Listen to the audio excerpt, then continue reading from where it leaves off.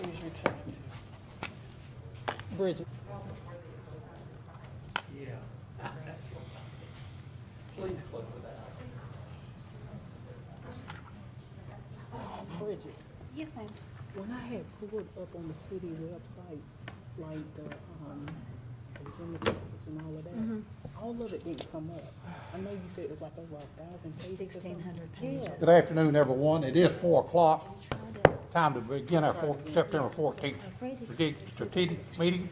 And at this time, we'll call ourselves to order and begin the meeting. And I'll ask our manager, Mr. Bryan, if he will, go ahead. All right, I'll introduce the first item on the strategic agenda, the partnership between the City of Monroe and Union County to install the Charters of Freedom in the Main Street Plaza. At the request of Ron Lewis, this is being brought back as a partnership with Union County government for the installation of the Charters of Freedom, Declaration of Independence, U.S. Constitution, and the Bill of Rights with the addition of Article 5, the Civil Rights Amendments in the Main Street Plaza. This was previously presented to Council at the August 18th City Council meeting. I have with me tonight from Foundation Forward Dr. David Streeter and Ron Lewis, and representing the county we have Assistant County Manager Brian Matthews with us. This is a partnership. The county was approached by Foundation Forward to make the installation, and the installation will be on city property right there behind the fountain in Main Street Plaza, pending council's approval. And I'm going to turn it over to Dr. David Streeter now to begin his presentation. Thank you all for allowing us to be here today and take a few minutes of your time. I am David Streeter. I'm the Director of Education for Foundation Forward. We're a small organization, so each of us wear multiple hats. This is my friend and colleague, Ron Lewis. I'm going to say a few opening comments, and I'm going to turn it over to Ron. And then, if time allows, I'll have a few closing things. First of all, what I'd like to say is on the first slide here, setting versus monument. A monument is something that pays homage or an honor to a person or an event that is no longer with us. Therefore, we do not call the Charters of Freedom collectively of the Declaration of Independence, United States Constitution, and the Bill of Rights a monument. These documents give us the privileges and rights and also the freedoms and liberties that we all enjoy every day. Also, for a forum such as this to exist along with all of our courts from the very bottom all the way up to the Supreme Court. Therefore, these documents we refer to as settings because they are very much well and alive. Also, the other thing that I'd like to talk about for just a moment is that we are a nonprofit education organization. We are apolitical and we are a-religious. I'm not saying that we're not religious, but what I'm saying is we do not support any particular religion, nor do we support any particular political foundation. We are neutral in all those respects. Again, we are an education organization. We are a 501c3 nonprofit. And with that, I'm going to go ahead and turn it over to Ron, and he will do most of the presentation. Thank you, David. You're welcome. I can advance. You want to push those? Okay. I can do that. I almost feel like I'm back at home. I spent 6 years here and enjoyed every day of it. The best 4 years of my career was when I was assistant county manager for Union County. There's something special about being an assistant. Anyway, it's good to be back. It's good to be back in Monroe with you folks. As David said, we're an educational nonprofit. Who's been to the National Archives building in Washington? Very good. I'm impressed. That's more than I normally get when I ask. That's you see on the screen the National Archives building. As a young lieutenant in Quantico, I could go there every weekend for 18 months, and I enjoyed Washington immensely, and I'm sure that you have as well. As you go into the rotunda of the National Archives building, you walk down this long corridor and you go through these big brass gates, and suddenly you're right in the room with the documents that founded the country. The Declaration of Independence is on the left, the 4 pages of the Constitution is in the middle, and the Bill of Rights, as originally proposed, is on the right side. You might have had... Can you dim the lights down some so we can see that better on the screen up there? I'm sorry. Thank Is that you. better? Yes, I appreciate it. Thank you. Very so much. good. As you might imagine, because of the age of the documents, they're barely legible these days. As hard as our country has worked to preserve them, they're still, they've deteriorated over time, the worst of which is the Bill of Rights. Now, we had 2 founding fathers that were big on education. That's who we take a lot of our initiative from, is these 2 gentlemen, Benjamin Franklin and Thomas Jefferson. Benjamin being the sage of the founding fathers, meaning when a lot of these gentlemen were in their 20s and didn't have the life experiences that old Ben had, when they got stumbled and couldn't answer a question, they would go to Ben and he had the answer. Of course, Thomas Jefferson wrote most of the Declaration. He's the 3rd president of the United States. These 3 gentlemen basically designed the education system that we still have today. The primary level, the secondary level, and the 3rd level. And one thing that they believed very strongly in and actually put their lives on the line was the culture of virtue. We don't seem to have that culture of virtue in Washington today. Regardless of which side of the aisle you're on, there's not a lot of the culture that these gentlemen had. That's a picture of the old courthouse in Burke County, North Carolina. At one time, this was the farmost western courthouse in North Carolina. It was on this lawn that Vance Patterson and his wife, Mary Jo, decided to produce the Charters of Freedom. We have built 25 across North Carolina. We have 75 to go if we can build in all 100 counties, and that's our #1 goal, is to build in all 100 counties. Again, this was the first one outside of Washington, D.C. We're a nonprofit organization providing these Charters of Freedom settings. We do not spend your tax dollars. This is private money, and I would not be presenting to you today. I'm the treasurer of the corporation. We would not be presenting if we didn't have the money in hand to build the Charters of Freedom here in beautiful Monroe and Union County. The scope of the project was to design and build the replicas of the Charters of Freedom as displayed in the National Archives building. We want the display to be central and open to the community 24/7 with high visibility and large volumes of foot traffic, easy access for children, veterans, and all the citizens of the county.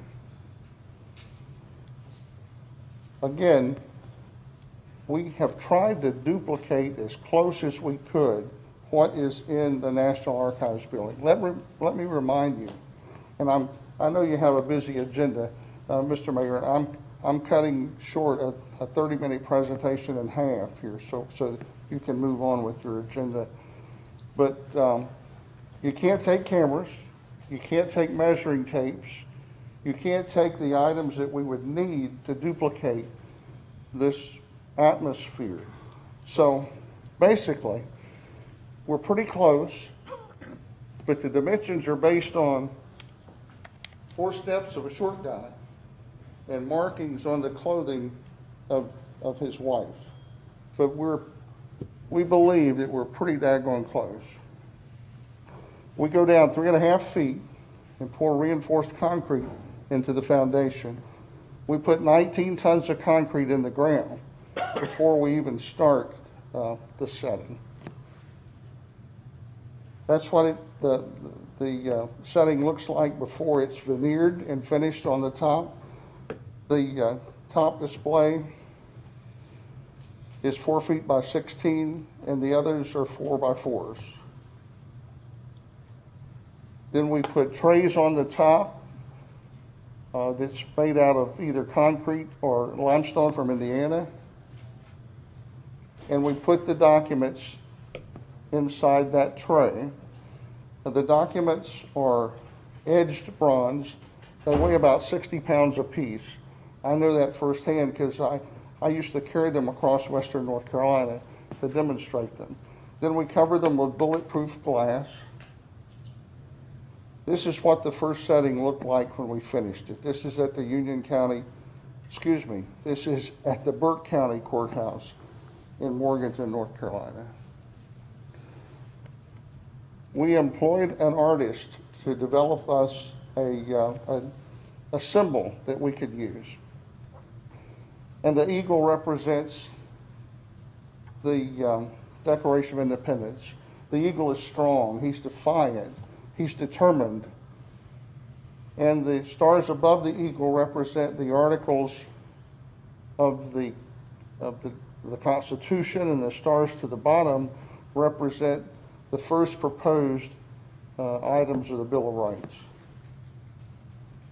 We put a time capsule in the back. Mr. Mayor, we would like letters from you and council and from the commissioners and others in the community so that when the time capsule is opened on the 300th anniversary of the United States Constitution on September the 17th, 2087, that the people of Monroe will have a feel for what it's like in your beautiful city when the Charters of Freedom were built.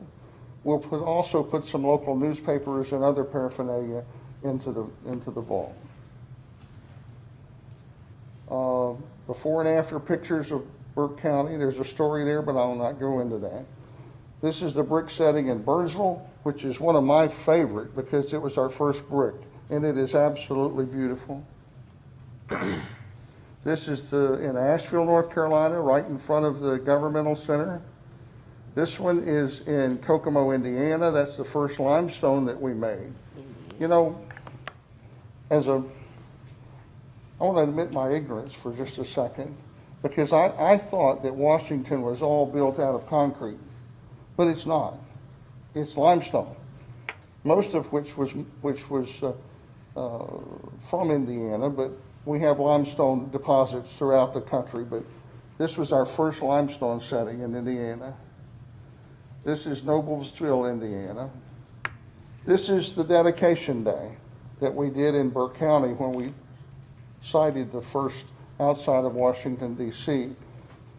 We hope that it gets used often for ceremonials, for Labor Day, Memorial Day, 4th of July, any type of event that you would like to use the Charters of Freedom, it will be there for you to use. This is in Jacksonville, Illinois. We had a downpouring rain on dedication day, and we had over 200 people standing out in the rain to participate with us in the dedication of the Charters of Freedom in Jacksonville, Illinois. This is what it's all about, folks. We envision school teachers sitting on that beautiful location on your beautiful mall and teaching local history, teaching some history about our country, and teaching our youngsters and future generations, future council members and future mayors, what an effort the founding fathers went to create this great country.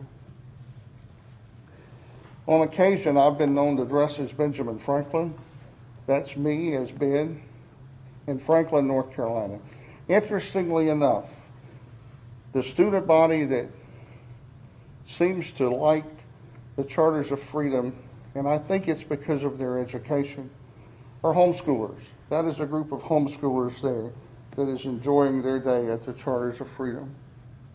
There are 3,143 counties, boroughs, special districts, and what's the other one? Louisiana. Parish. Thank you, sir. Parishes across the country.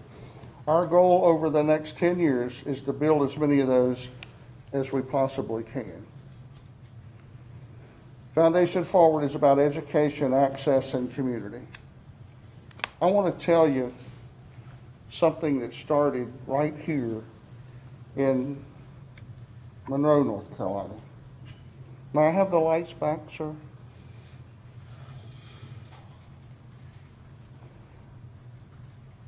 I took seriously what you said to me when I was on your meeting in Zoom form. I took that very seriously because I went back to our staff and I said, folks, we got a problem.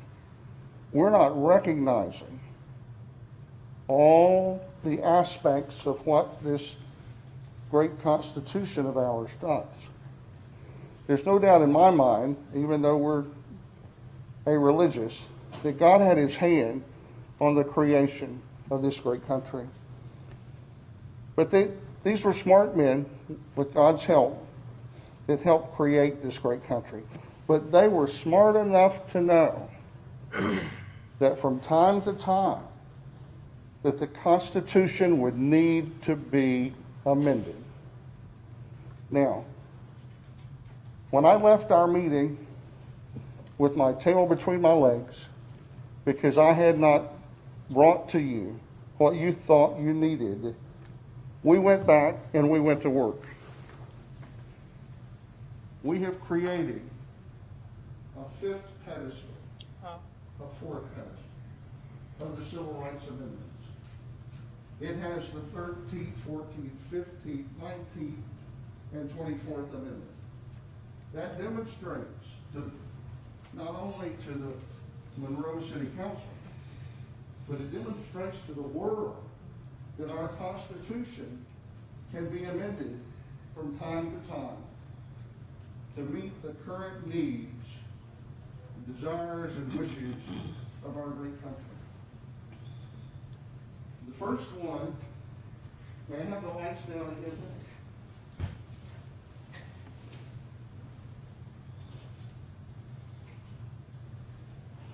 This is a park that we're building in Valdez, North Carolina, and I'm proud to say that it is the first setting that has the fourth pedestal with the Civil Rights Amendments. We hope to dedicate that this fall and have the first setting in the country that has the Civil Rights Amendments added to it. I'm also proud to say, and sometimes I get choked up when I say this, so pardon me if I get emotional.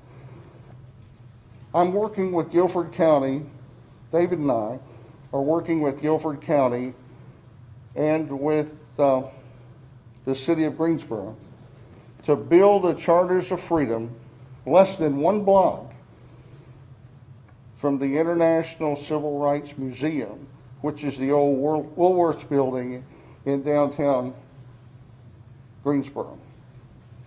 The first one is going to be in Valdez. It's already under construction. I hope, and it's my wish and my prayer, that the second one in the country is built here in Monroe, where you motivated me by Zoom to make this happen. I went back to our founder, and I'm very, very, very proud that we now have a fourth pedestal that we'll proudly build here in Monroe, North Carolina. The third one I expect to be built in Greensboro, North Carolina. Now, Mr. Mayor, I've taken a 30-minute presentation and condensed it as tight as I can.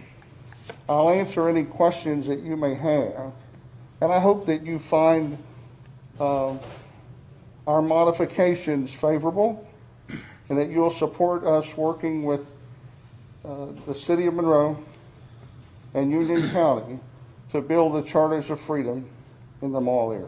Thank you very much. Any questions? Thank you, sir. Questions? Yes. I've got one for Mr. Lewis, and thank you for a coming back to visit us in Monroe, and thank you for the changes that are being made. I think that shows inclusiveness and open mind, and we appreciate that.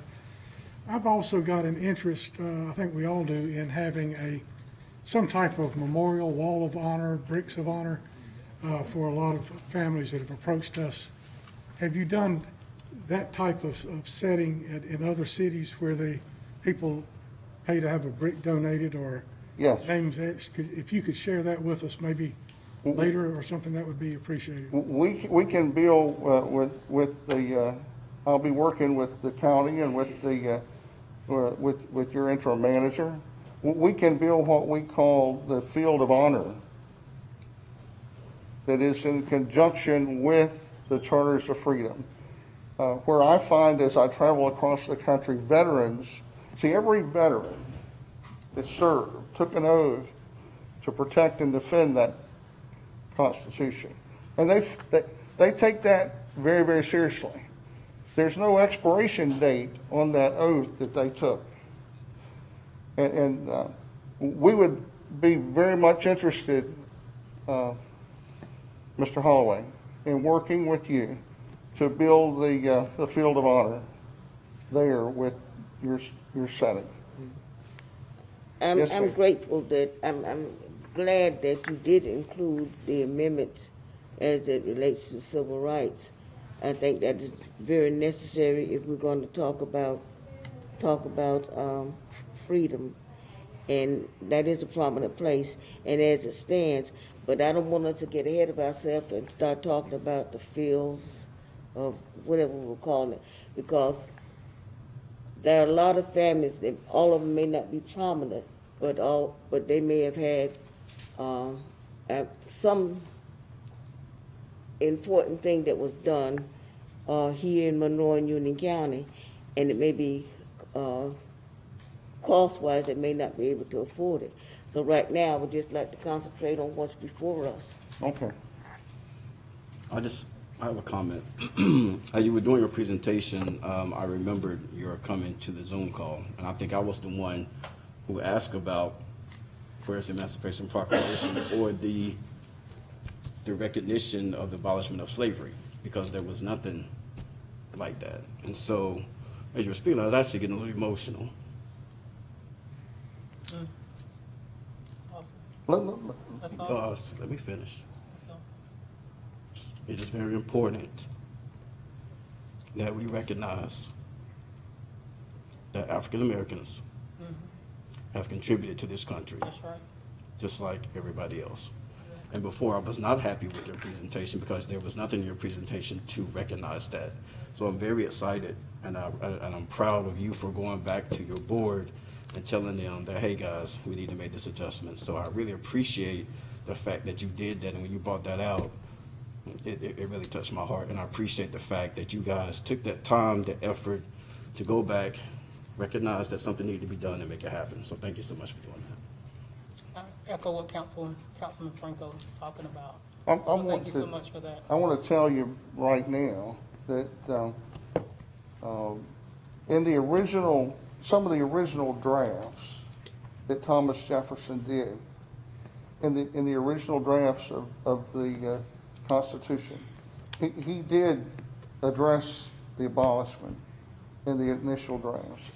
But he unfortunately, at that point in our time, he didn't have the support to do it. But amen, praise the Lord that we stuck with we stuck with it. Yep. And now we have the 13th, 14th, 15th, 19th, and 24th Amendments to the Constitution. Job I well. want you to be proud. I'm proud of you. That you know that this started in this chamber when I was on the Zoom meeting with you. Yep. And if that hadn't have happened, chances are we wouldn't be doing this today. But you touched my heart, and I was able to go back and convince our founder and our group that we needed to make some adjustments. And this is our attempt to fix that. Any other questions from the council? not Thank one you of so them. much. I'll make a motion, if there's no questions, to approve. I forgot to mention that. Okay, so I make a motion to approve the partnership presented by Mrs. Lewis with the Union County government to locate the Charter Freedom installation on Main Street Plaza and authorize staff to coordinate construction with Foundation Ford Incorporated and Union County and the interim city manager to execute any and all necessary documents. Second that. I have a motion and second. Any other questions or comments? Hearing none, all in favor? Aye. Any opposed? Hearing none, it'll pass 100 complete. Thank you very much, Mr. Lewis. Very good presentation. Thank you for coming. Mr. Mayor, I want to say one more thing. Yes, sir. If I can take 2 more minutes. Yes, sir. I have to take this back with me tonight, but I'm going to ask Mayor's House, and he is a very giving individual. I've never met anybody quite like me, that we gift one of these to the city. Absolutely. Love to have it. to be- That's to be wonderful. hung in place of your chief. Very pretty, and we'd love to have that. We accept that, absolutely. Thank you so much for that. Thank you, sir, very much for the May I have just a moment? You may, sir. As the Director of Education for Foundation Forward, one of my many jobs, and like I said before, we're a small organization, so we all wear multiple hats. And one of my many duties as the Director of Education is that I try to get in and meet with school superintendents. Sometimes I have a difficult time doing that because they usually think I'm trying to sell them something, okay? We don't sell anything. Just like the settings, we gift those. We give them away. But one of my duties is to not only continue to develop education materials for K through, mainly K through 12, but like I said, we give those away. And I could use your help for anyone who knows the school superintendent to help get me in there to tell them that we are legitimate and I'm not a salesperson trying to sell them anything. We give those away. Also, if anyone knows people here in the local area with the newspaper and radio media, I write short articles about many people, not just those that are well known, during the Revolutionary War period who contributed to society and their communities. And I think you will be very impressed with some of the ones that I have been able to find out about and write about. And Ron is the one who got me to thinking about what he was just talking about some of the things that were supposed to go into the original Charters of Freedom, but were excluded. And I am currently researching that right now. Some of that information is kind of hard to find, but I'm not going to give up. I know how to research, and I'm going to dig it out if I have to pay people to find it for me. So anyway, I would just like to have your help in maybe getting in to know the people in the radio stations, the newspapers, and also the schools, whether it be private or public or home schools or whatever. Okay? So anybody who has that information, please feel free to contact me. Yes, sir. Could you give us your contact number, please? Yes, I will leave these with you. You have it? Okay, I've got it. I can Mr. pass City it on. Manager, Yeah. may I Just give- yeah, give us approach? one. thank you. I don't think that's gonna be a problem, sir. Yeah, Thank you, we'll- Dr. Yeah, I'll leave several. thank you. I think that won't be a problem. Thank you so much, sir. Thank you very much. Thank you. Mr. Lewis, thank you for coming. Item 2, Mr. Manager, payment condition survey. Item 2. Okay. I see Ms. Sarah. Hi. Everybody got one. Tracy Pilson and Steve Varnado with the Kircher Group are here to give a presentation on the results of the latest pavement condition survey, so I'll let them come forward. Okay, be fine, thank you.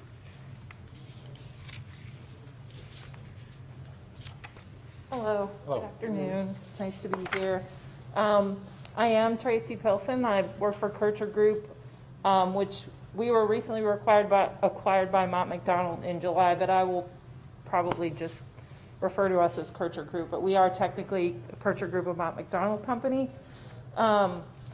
We were retained by the city of Monroe to do a pavement management study for the city of their of the asphalt street network here. We used, you have approximately 172 centerline miles in the city, and we did a visual pavement condition survey, which I actually did the survey with a colleague of mine, so I was here for several weeks last fall doing the survey.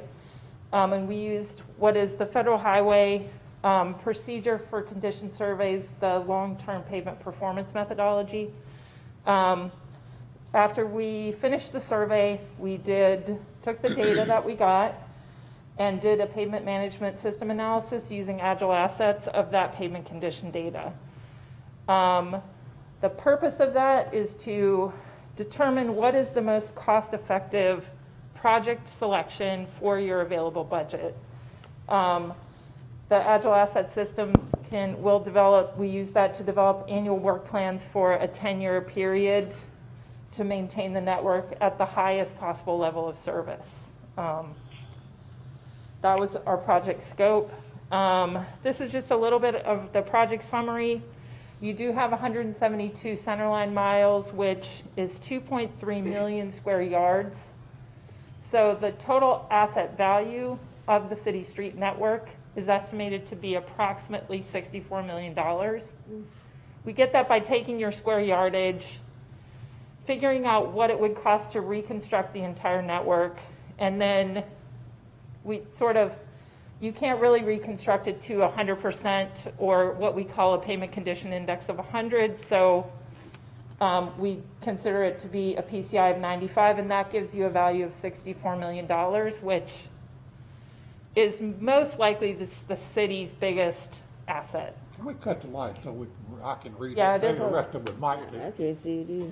Now, okay, thank you.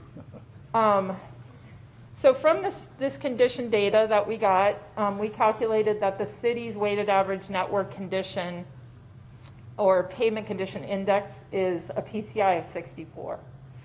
In that current condition, a PCI of 64, the asset value of the network would be $41 million. So this was the project summary, or this is what we call the backlog of your treatment needs. So we run a scenario in the pavement management system of an unlimited funding scenario, which gives you what treatment every segment in the network needs at this time. So it's what we call an unlimited funding scenario. That gives you your backlog of treatment needs or your kind of current needs report. So that is right now what the city's network is sort of in need of. And we use lane miles for this, which accounts for how many lanes. So it would be centerline miles is just if you drove it one way. Lane miles takes into consideration how many lanes is in each street, is in each segment. So looking at a project summary from your condition data, this chart shows what part of your network is percent good, percent poor, and percent fair and percent poor. So right now, or at the end of our condition survey, it was pretty even. So the percent good was 32%, your percent fair was 37%, and your percent poor is 31%. This would be kind of a typical, if you're looking at good, fair, and poor streets, what kind of treatments you would need for those streets based on their condition. So you can see that the streets that are in good condition, the treatments are much less expensive than once you get down to poor or very poor condition, it becomes very expensive to fix them. So the project summary, so we ran quite a few analysis scenarios. We're going to show the findings from these scenarios because they're sort of a good kind of summary and a good way of looking at the budgets and treatments and how that kind of relates to pavement management activities. So we ran a current funding scenario, which is we used $1.3 million, which was your budget at that time. And we used a worst first approach, which a worst first approach is has been a traditional way of doing it, which is you look at all the roads, you see which ones are the worst, and you fix the ones that are the worst. So you're prioritizing the worst PCI segments first. We then ran a scenario that is your current funding, but with an optimized approach, and we actually put some preservation treatments in there, which the city mostly uses kind of minor rehab 2-inch mill and fill. So preservation activities would be using rejuvenators, microsurfacing, doing crack sealing, just to help extend the pavement life. The other scenario we ran was to achieve a target PCI of 80, which 80 is sort of the line of what you consider to be a good pavement is a PCI of 80. So we sort of like to look at what would it take to make the whole network be in good condition. The other scenario we ran was to maintain your current condition, which is a PCI of 64, at a constant funding level. What would that budget look like? So those are kind of the scenarios we're going to look at. So this is a graph of PCI trends for these different scenarios. And I'll just make a note that the y-axis is actually, it's not a full 0 to 100 PCI scale because I was trying to show a little bit better the trends, and it's kind of hard to see them with the full graph. So you can see on here, the current funding worst first approach is you will get the worst results, basically. Your PCI will drop the most using that approach. If you just do current funding and you optimize it, you get a much better result with the same budget. Then the sort of, I don't know, the rust-colored line, I guess you would call it, or that would be how you maintain your current funding, and that represents a higher budget level to maintain the current condition of your roadway, which is a PCI of 64. And then the trying to achieve a target PCI is the purple one, and that will, at the end of the 10 years, bring the network up to 80, a PCI of 80, and that shows the funding level that, we'll look at the funding level required for that later, but that's what the PCI trend would look like.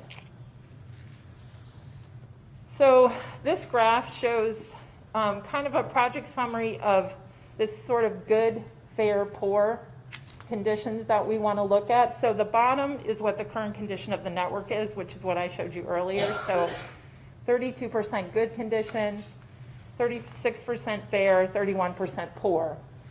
So I think one of the most important things to really look at is if you look at current funding, worst first, with a $1.3 million budget, and compare that just to if you use an optimized budget, which is to take, kind of pavement management best practices and use them to help you maintain your road network at a higher level. So if you just optimize with the worst first scenario, at the end of 10 years, you would have 79%. Does anybody mind if I take this off? Just quickly. 79% of your road network would be in poor condition, where if you just optimize your budget, you would reduce that to 64 and you would have 33% still in good condition, just using your optimized budget. And then the other two at the top is if you are trying to maintain your current condition with constant funding of $1.95 million. With an optimized approach at the end of 10 years, you're going to have 48% of your network will be in good condition. Obviously, target PCI, you're going to have a very high percentage of good roads at that point. That does require a big budget increase. But this kind of shows you just how much just looking at good pavement management practices will help you as opposed to using this kind of worst first approach. So Kircher Group is, we would just wanted to talk to you a little bit about what our recommendations would be after this payment management study. So we think the city should consider expanding its treatment toolbox to include pavement preservation. That includes rejuvenators, thin lift asphalts, overlays, microsurfacing. Using these preservation treatments will allow the city to maintain the good roads in a good condition. If you're always treating the worst roads that you have, it's very costly, and it allows your good roads to just deteriorate. So that's why you get that expansion of how many roads are in poor condition. Another recommendation is that to take cores just to determine what your as-built information is out there. So when you are choosing projects, you do know what is in place. So if you want to do a 2-inch mill and fill and there's an inch of pavement, you know that that's not going to work. So it's a good idea to take cores to determine this as-built information and over time keep that information for your network. We also recommend continuing to conduct a pavement condition survey every 3 years. That is the interval recommended by Federal Highway, and it is considered nationally accepted good practice. Some other things that we just wanted to point out in terms of funding consideration is a 1-point drop in your network PCI, what we call the weighted average PCI, represents a loss of between $600,000 and $700,000 of value in your network, and that's just a 1-point drop. So our analysis indicated that with the current funding level of $1.3 million would result in an 8-point drop of your PCI from 64 to 56. That PCI drop would result in a loss in value of approximately $5 million in the city's network. So underspending on maintenance, and especially to keep your good roads in good condition, does really affect the value of your network. Decreasing funding levels results in deferred maintenance and deterioration of the condition of the network beyond what is currently predicted.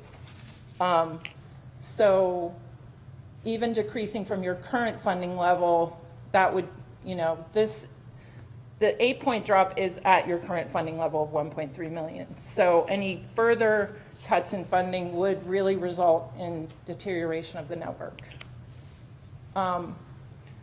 So some more just talking points, just what we like to talk to people about pavement management and managing their networks. Your roadway network is one of, if not the city's most valuable assets, and underinvesting in maintaining the network will cause accelerated deterioration and require more costly repairs in the long term. It's highly advisable to begin to increase the funding for the roadway network just to protect the city's investment in this asset. Some towns that we work with have considered alternative funding sources for their major rehab projects or their reconstruction projects, bonds, user fees. What that does is that takes, if you're doing a bond project and doing kind of major reconstruction, you can take your maintenance budget and use that to keep your good streets at a higher level.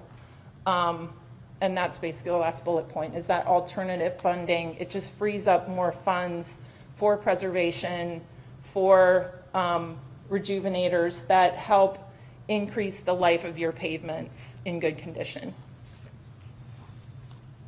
Does anybody have any questions? I've got one. Go ahead. I worked at an asphalt plant, actually replaced an old Cedar Rapids with one of the first computerized ones in North Carolina back in the 60s. Back then, asphalt was pretty much liquid asphalt, a little bit of rock and a whole bunch of sand. And that's why your roads deteriorate so fast. Sand is cheaper than rock, and sand and rock are cheaper than liquid asphalt. My question is, what is available now in road coverings? We've got the Trex boards now that are replacing lumber. Yeah. What is available now that should we look at that would give us longer life, good service, and be cheap?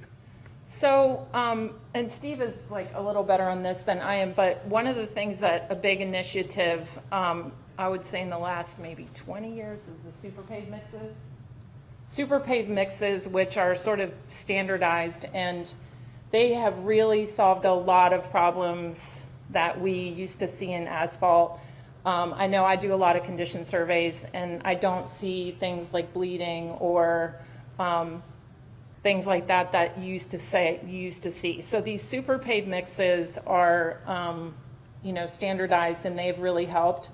In terms of like extending the life, like a rejuvenator is a product that you spray on roads that are very new. So if you did some overlays or some FDR, they recommend that best practice would be you'd put a rejuvenator on, and what that does is that keeps the plasticity in the road, so that if you spray a rejuvenator on, it doesn't really look like you've done anything to it, but you can extend the life of the pavement by several years by keeping the plasticity in the mix.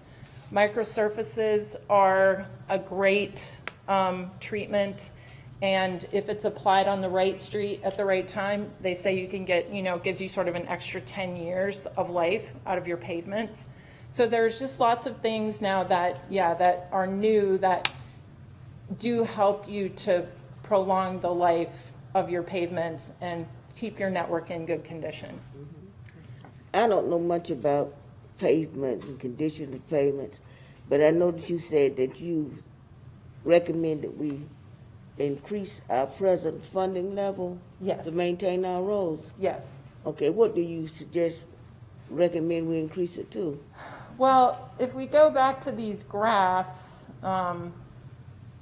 so in order to maintain your current PCI, if you can see on the,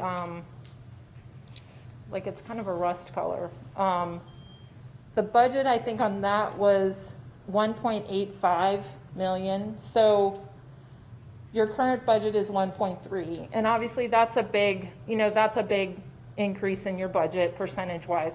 But if you sort of stepwise get it a little bit higher and get it up to that, and then again, if you use bonds, we have clients that use bonds that take kind of the worst pavements and fix those.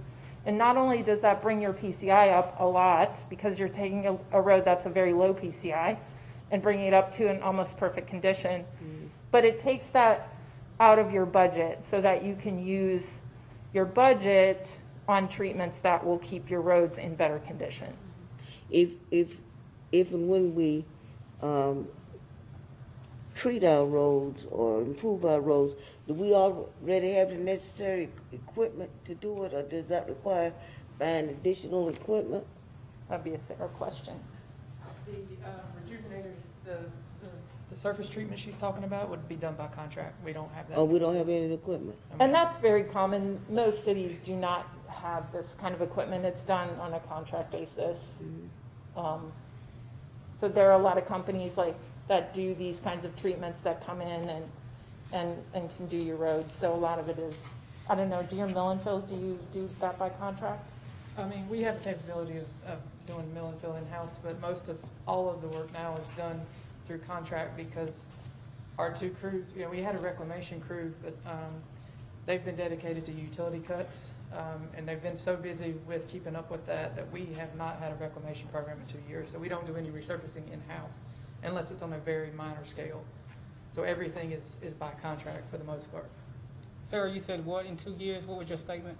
We haven't done any in-house reclamation where we had our own program where our crew could go in and they use an asphalt zipper to tear up. It's kind of they build a new base out of what's there, and then we put a surface course on it. And you said in 2 years we have not had that? No, we haven't. Those crews have been dedicated to utility cuts and positions and things like that. Road repairs, we're still doing Repairing some the utility cuts. Yeah. potholes. We're still doing that. Once that's done, do we have the equipment to maintain it? Yes. Thank you. I have a question, if you don't mind. Sure. Your company, where are you located? So I'm out of the Raleigh, North Carolina. Steve and I are out of the Raleigh, North Carolina office Okay. of Kircher Group. We have offices in Delaware.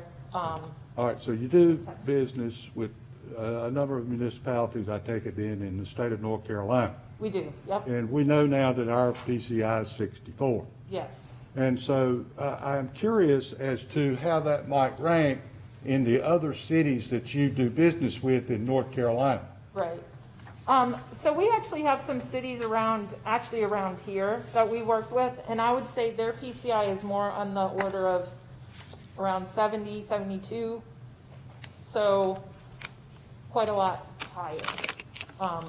Well, the amount of money that it takes to rise to that 80 level, Yeah, you can get back to that at some point. I believe I saw in the neighborhood of $3 or $4 million. yeah. Was that So not the correct? reason we do run that scenario, and we sort of, that's a scenario I always have like a little bit of kind of, not trouble with, but I sort of always look at it because 80 is very high for a network.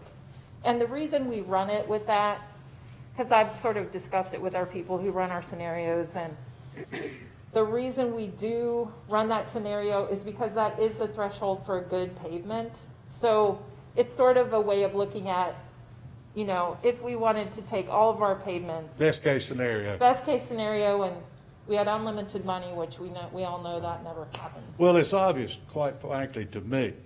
You know, this is very interesting. It's very educational. I'm glad you're here. You're taking a little pressure off of our engineering department. And it's obvious that what we're going to probably have to do as a council is to change our way of budgeting. Yeah, You know, so I'm not sure Lisa's our finance director is in-house, and, you know, this is something for her to look at as far as I'm personally concerned going down the road. You know, we're gonna have to figure out a way to move up the ladder here a little bit, and what little bit we're doing is just not getting the job done. no, So- unfortunately, yeah. So it's a deeper subject, and it may have to go forward to possibly, if we may could throw out some money today. I see that's on the agenda as we come up. I don't want to get tied down or bored with that, but it's pretty obvious that we're going to have to change our way of doing business if we're going to have to get there. So, Yeah, and I think this, you know, I think that citizens are, you know, that citizens like to have nice roads. we hear it You know? every day. Yeah. We hear it every day. And, you know, it's a little hard to explain to them that we have 172 miles. I don't even know, but the rest of them are all states supported, and you can't lay it off on them because they're worse than we are in budgeting money for bringing pavements up to standard. Yeah. And so, you know, we just really need to keep ourselves focused on what we can control. Yeah, And you're finding that money Right. and trying to raise it. So it's a challenge, I would admit that. And I think too, that with the new infrastructure bill that was passed federally, with $3 trillion, some of that will probably trickle down to us. I guess you just need to be very aware and watch that to see how we might make ourselves available for it. Yeah, and just what the requirements are, if that's to be used for FDR, but in a way that would be great because those reconstruction projects really give you a big bump in your PCI and free up your maintenance to do other treatments on better roads. Tracy, I know you did a high-level presentation, Sarah, and I know she talked about good, fair, and poor. What areas are we looking at when we talk about good, fair, and poor? They're all over the city. Like, in general, what would you say is your particular good area, poor area, fair area? So a good area would be a newer street, in general, because the older, the more oxidized, and the more cracks, the more, you know, Yeah, I understand that, but it's not a question I'm asking. Okay. I'm talking about like location, like on the east side, west side, south side, north side. Is there a particular side that's better off than another side? I wouldn't say so, because we make an effort not to concentrate in any one area of the city too much. Okay. So I would say that it's pretty, and you can kind of look at the PCI map and see that the reds are all over the place, the greens are all over the place. Yeah, I think that the mapping package that I brought down should have a PCI map where you can see every segment in the city and it's coded red, green, and yellow for good, fair, and poor, so you should be able to see. I would like to see a copy of that. Yeah. Thank you. Any more questions? Okay, well, thank you. I appreciate your time, and if Thank there's you. any, Thank you very much. further Thank you. information you need, or if we can help in any way to help with, we've helped cities with microsurfacing project, quality assurance and stuff like that. If you need any information, we're happy to help, so just give us a call. Thank you, very good presentation. Thank you. Thank you so much. Thank you. Item 3, preliminary fund balance update. Ms. Lisa? Good afternoon, Mayor, Council.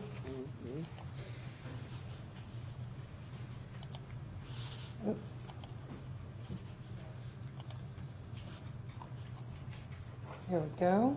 Tonight, I wanted to bring an update on the city's fund balance for your review.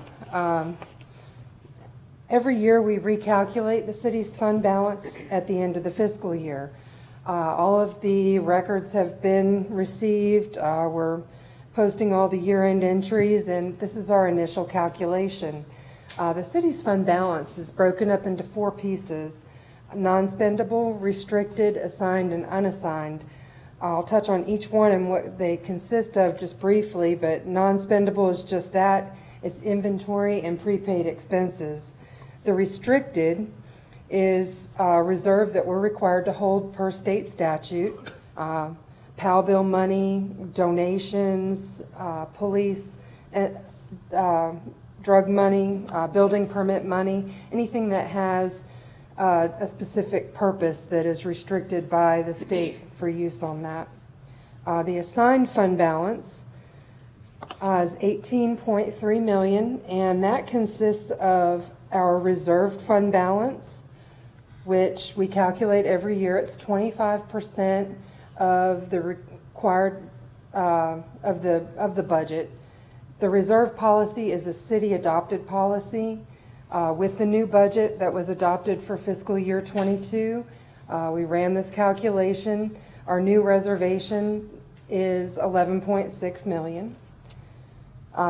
This also includes formal assignments by City Council. At this time, the formal assignments that we have are just over $300,000 for airport grant acceptance, and we still have $2.5 million for downtown projects. This is parking lot and one-way street conversion study if we still decide to proceed with either of those initiatives. The other piece of that is an amount that's used in the subsequent year's budget, so we just have to keep that as an assigned amount. Then the good news is our unassigned fund balance is up to $10.8 million.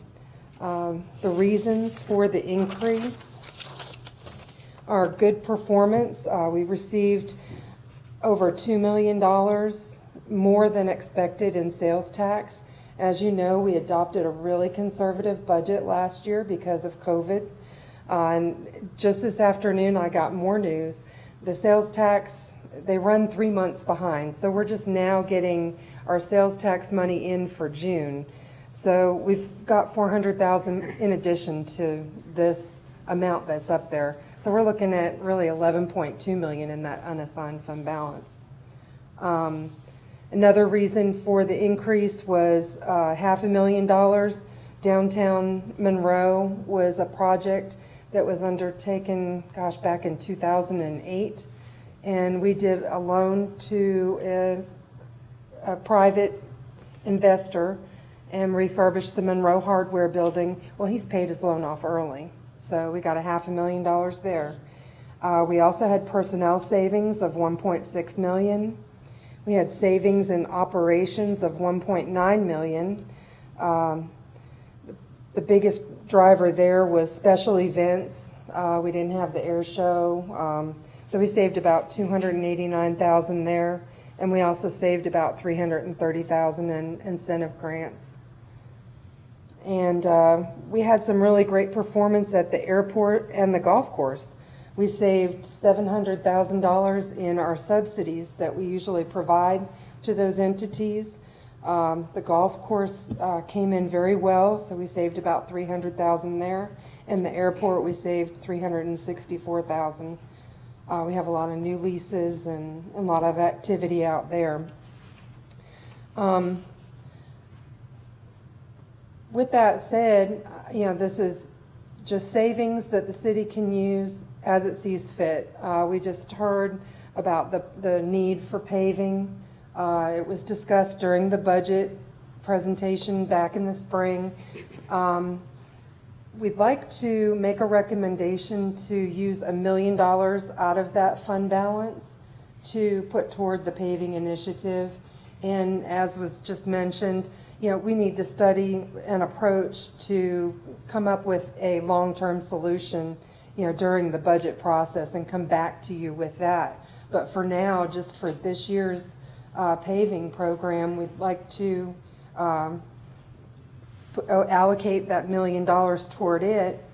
And then also, one of the other initiatives that was brought up during the budget in the spring was Fire Station number 6. There's a need in that area. We need to, get something up there rather than doing a temporary station.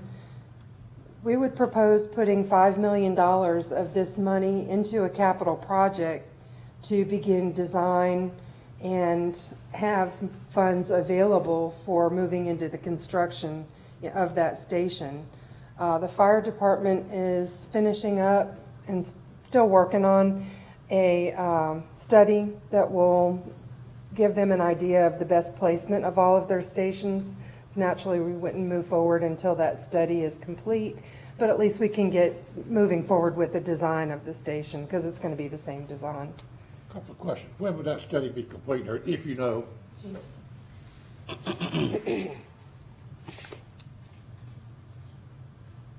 Yes, sir, Mayor. That study should be complete by the end of this month. Okay. By the end of this month. I actually spoke with the lead consultant this morning, and he's got the kind of the draft done on the study, and all indications are in the study that it does support the need for Station 6, and it does support in that general area where we have talked about. They're in that secret shortcut Rocky River Road intersection. So it will, I'm confident when the final study comes back that it is going to recommend Station 6. Well, I don't doubt that.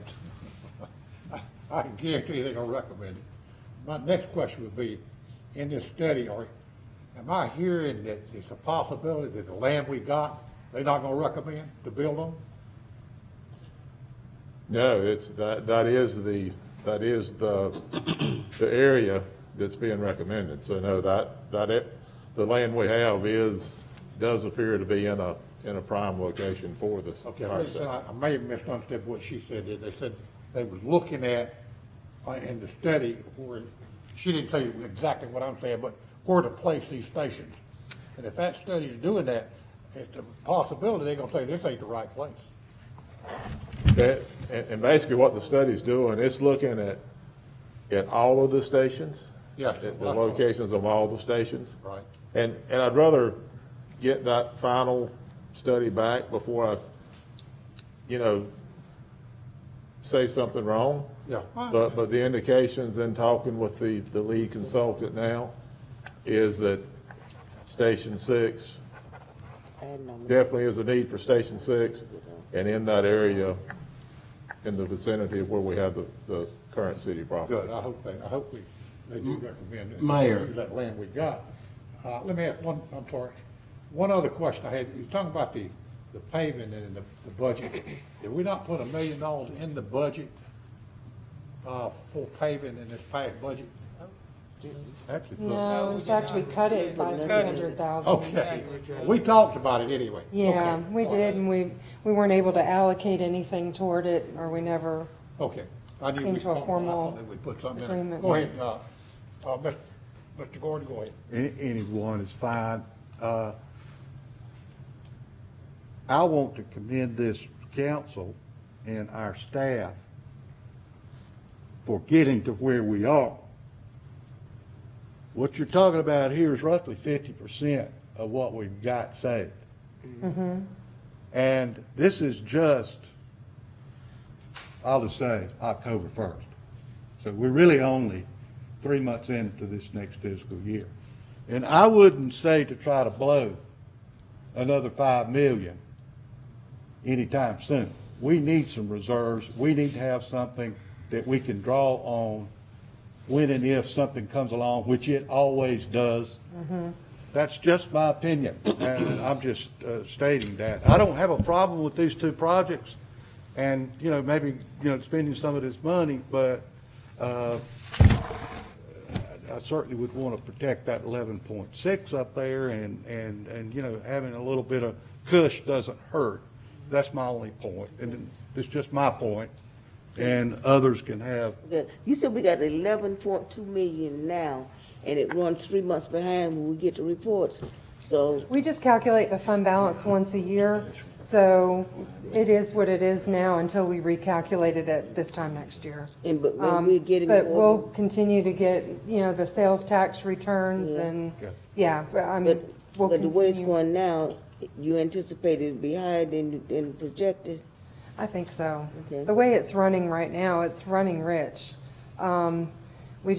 It's so hard to predict anything when you're in the middle of a pandemic that That's true. you've never That's true. experienced before. And we've tried to stay conservative, keeping that in mind, but everything's running good. And I'm curious to see what some of the returns will be in October, November, because now you have people receiving their child tax credits monthly. Right. And that all impacts, the spending, and then you've got all this development. So there's a lot of material and goods coming to Union County right now, coming to Monroe. Lisa, did you And say 500,000 or 5 million?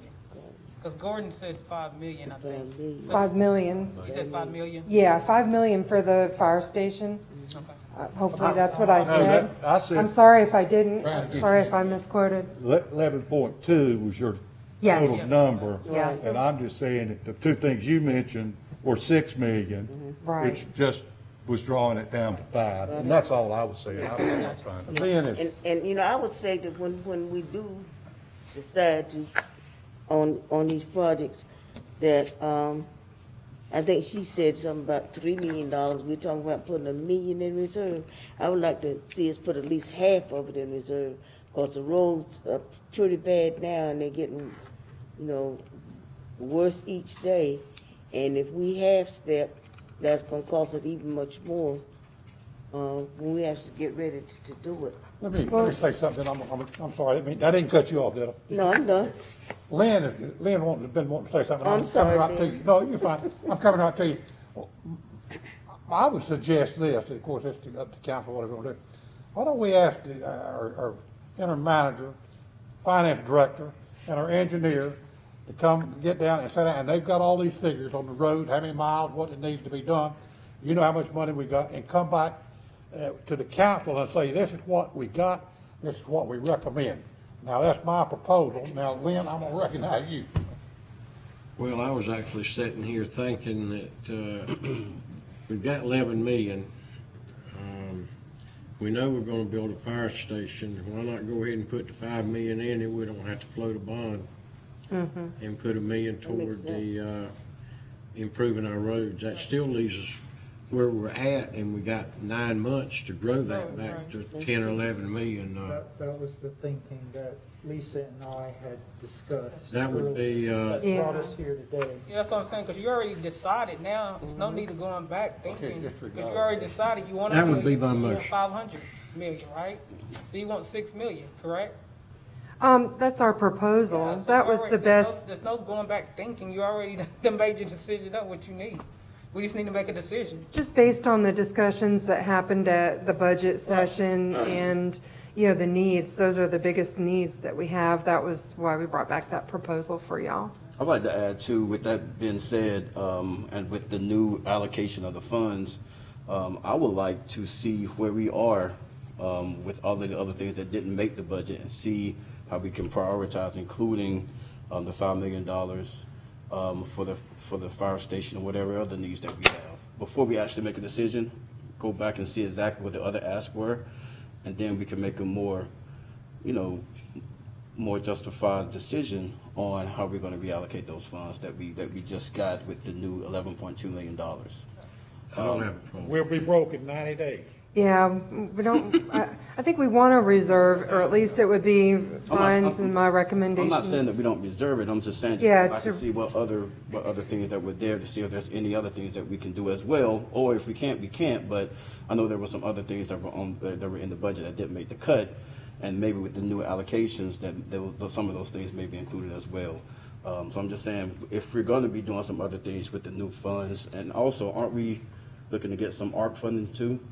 We are, that is another 11.3 million. Right, so there are more funds coming, and so if we understand what we can use those funds for, we may be able to use some other funds towards some other priorities that we had before we made that decision. We'll have a presentation for the ARP funding next month at the strategic. October meeting. Yes. I think there was also a suggestion at the last budget, that the power bill money. So are we using any power bill money to do any of this maintenance with the payment and anything like that? Are you trying to get all this money for fund balance? We already do allocate just a small portion of our POW bill funds toward paving, but the majority of it is used for other staffing and other needs. So are we gonna pull any money from the power bill to do any payment funding? Not at this time. Okay, so you want all of the money to come from unassigned?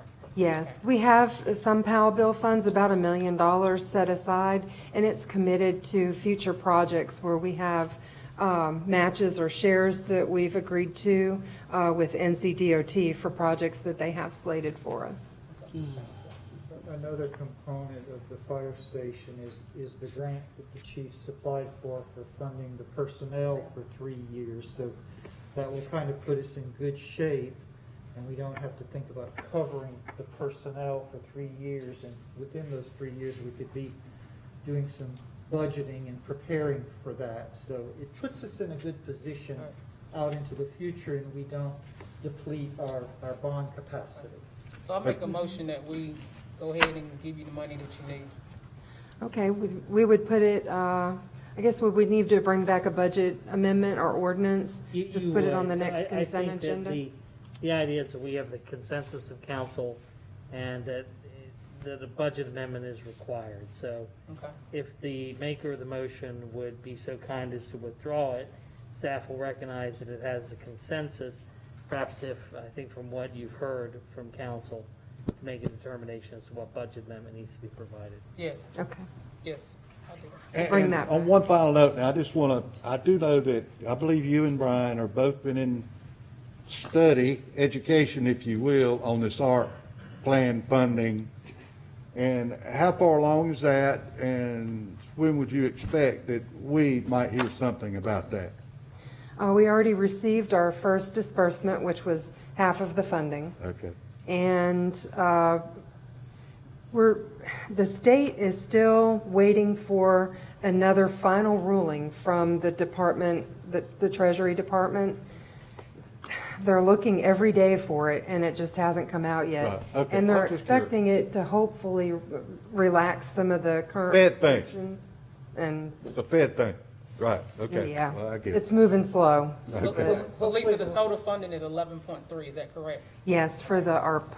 Okay, thank you. And Yeah, it hopefully went we'll up. have that decision or guidance by the October discussion that we'll have. Okay. And we'll Okay. have I'd some like to see it in projects October. to propose Yes. that would be appropriate for that funding. That's fine. Let me ask you a question on that, Brian. Yes. Who's making those suggestions on the projects that y'all gonna be Well, proposing? those would be, they'll just be projects for discussion. I understand that, but who's who's coming up with those projects? just from budget needs and what we're Okay, hearing. so the Yeah. staff is coming up with that, is Yeah. that what you're saying? Yeah. Okay, thank you. All right, any other questions? If not, at this time, we're gonna take a 5 or 10 minute recess. Thank you.